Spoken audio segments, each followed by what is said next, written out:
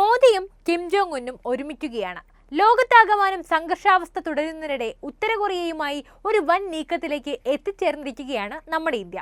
അതെ, ആഗോള ഭൗമരാഷ്ട്രീയ സംഘർഷങ്ങൾ തുടരുന്നതിനിടെ ഉത്തര കൊറിയയോട് കൂടുതൽ അടുക്കാനാണ് ഇന്ത്യയുടെ ശ്രമം.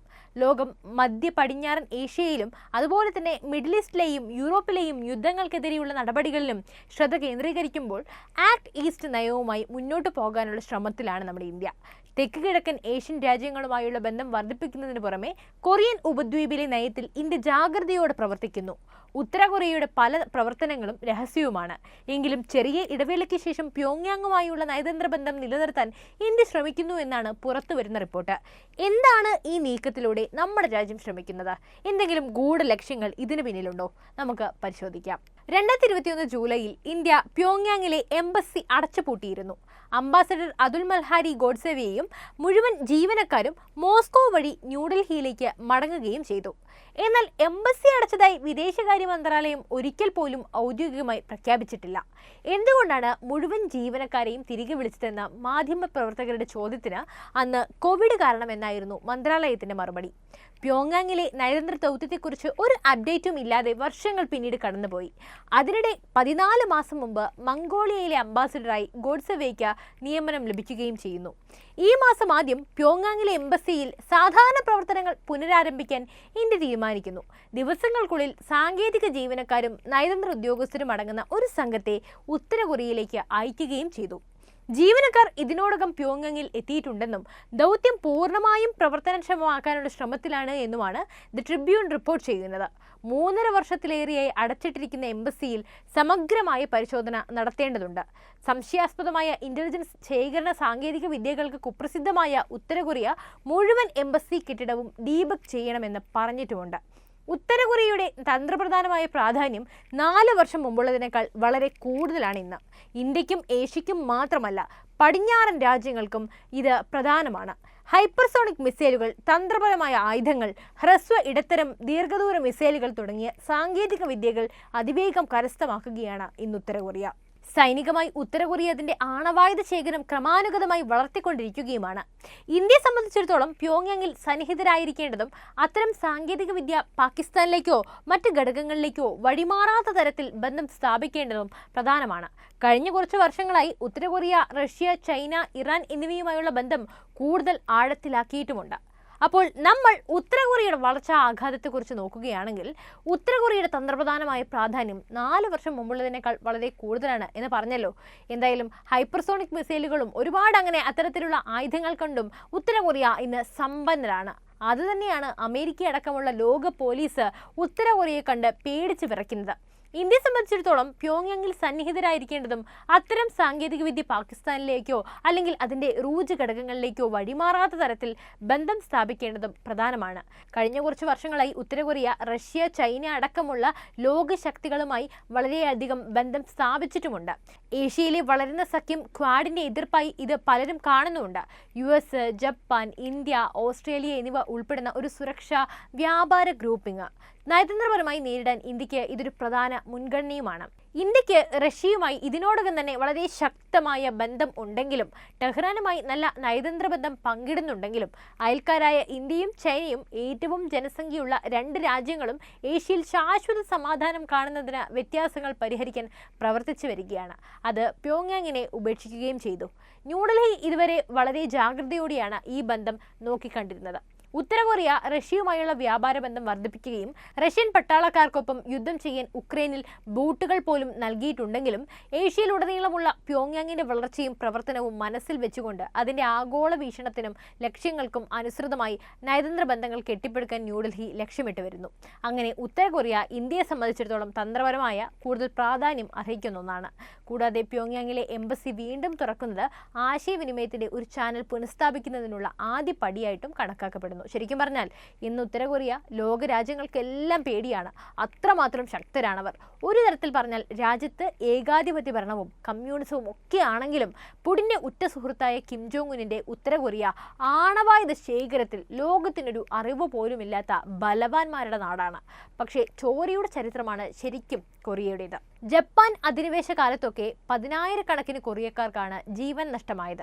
രണ്ടാം ലോക മഹായുദ്ധത്തിലെ ജപ്പാന്റെ തോൽവിയോടെയാണ് കൊറിയ സ്വതന്ത്രമാവുന്നത്. രാജ്യത്തിന്റെ ദക്ഷിണഭാഗം അമേരിക്കയും ഉത്തരഭാഗം സോവിയറ്റ് യൂണിയനും പങ്കിട്ടെടുക്കുകയായിരുന്നു. ഏകീകൃത കൊറിയ എന്നതായിരുന്നു ജനങ്ങളുടെയൊക്കെ ആഗ്രഹമെങ്കിലും അമേരിക്കയും സോവിയറ്റ് യൂണിയനും അതിനൊപ്പം നിന്നില്ല. ജാപ്പനീസ് അധിനിവേശത്തിനെതിരെ പോരാടിയ വിപ്ലവകാരികളെ ഏകോപിപ്പിച്ച് കിം ഇൽ സങ്ങിന്റെ നേതൃത്വത്തിൽ ഒരു ഭരണം കൊണ്ടുവരാനായിരുന്നു സോവിയറ്റ് യൂണിയന്റെ താല്പര്യം. എന്നാൽ കൊറിയ ഒരു കമ്മ്യൂണിസ്റ്റ് രാജ്യമാകുന്നത് അമേരിക്കയ്ക്ക് അംഗീകരിക്കാനോ എന്തിന് ചിന്തിക്കാൻ പോലും കഴിയുമായിരുന്നില്ല. അങ്ങനെ വടക്ക് കിം ഇൽ സങ്ങും തെക്ക് സീങ്മാൻ റിയും സ്ഥാനമേറ്റു. പക്ഷേ പ്രശ്നം അവിടെയൊന്നും അവസാനിച്ചില്ല. ഏകീകൃത കൊറിയയുടെ യഥാർത്ഥ അവകാശികൾ തങ്ങളാണെന്നുള്ള അവകാശവാദം 1950-ലെ കൊറിയൻ യുദ്ധത്തിലേക്ക് നയിക്കുകയുണ്ടായി. താരതമ്യേന ശക്തരായ സൈന്യമുള്ള ഉത്തര കൊറിയൻ സൈന്യത്തോട് ചെറുത്തു നിൽക്കാനാകാതെ ദക്ഷിണ കൊറിയ പിൻവലിഞ്ഞു.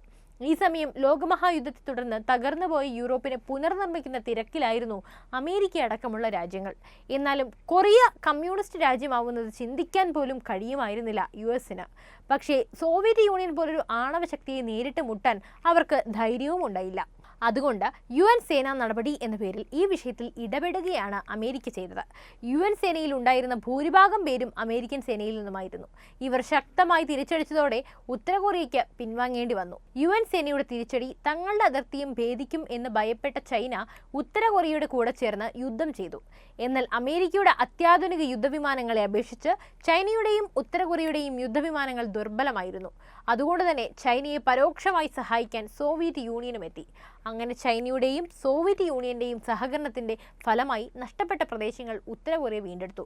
2 വർഷത്തോളം പിന്നെയും യുദ്ധം നീണ്ടുനിന്നു. ആർക്കും വ്യക്തമായ മുൻതൂക്കമൊന്നും ഉണ്ടായിരുന്നില്ല. ശേഷം മാസങ്ങൾ നീണ്ട ചർച്ചയിൽ വെടിനിർത്തൽ തീരുമാനിക്കുകയും ഉത്തര ദക്ഷിണ കൊറിയകൾക്ക് അതിർത്തി നിശ്ചയിക്കുകയും ഇരുവശങ്ങളിലും സൈന്യശക്തികളെ വിന്യസിക്കുകയും ചെയ്തു.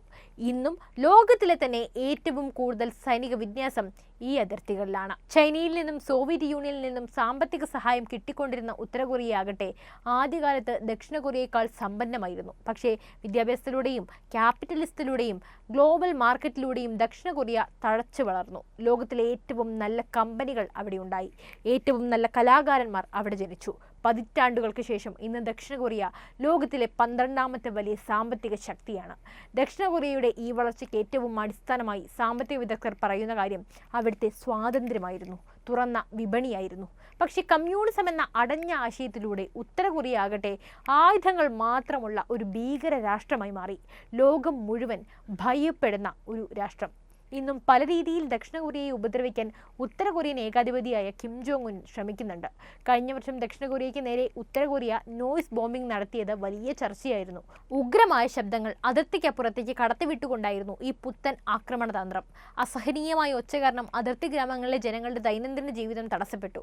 രാത്രിയിൽ ഉറങ്ങാനോ പകൽ സമാധാനമായി ഇരിക്കാനോ അവരെ കൊണ്ടായില്ല. ഉത്തര കൊറിയയുടെ ലൗഡ് സ്പീക്കറുകൾ 24 മണിക്കൂറും ചെന്നായ്ക്കളുടെ ഉരിയിടൽ, വെടിക്കോപ്പുകളുടെ ശബ്ദം തുടങ്ങിയവയൊക്കെ സംപ്രേഷണം ചെയ്താണ് ബുദ്ധിമുട്ടുണ്ടാക്കിയത്.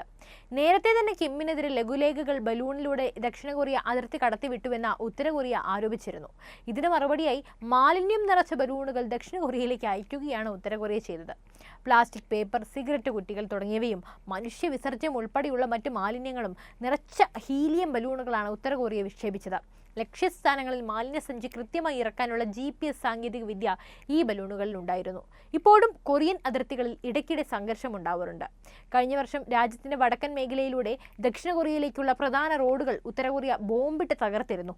2 രാജ്യങ്ങളെയും വിഭജിക്കുന്ന സൈനിക അതിർത്തികൾക്കടുത്തുള്ള റോഡുകളാണ് ബോംബിടലിൽ തകർന്നുപോയത്.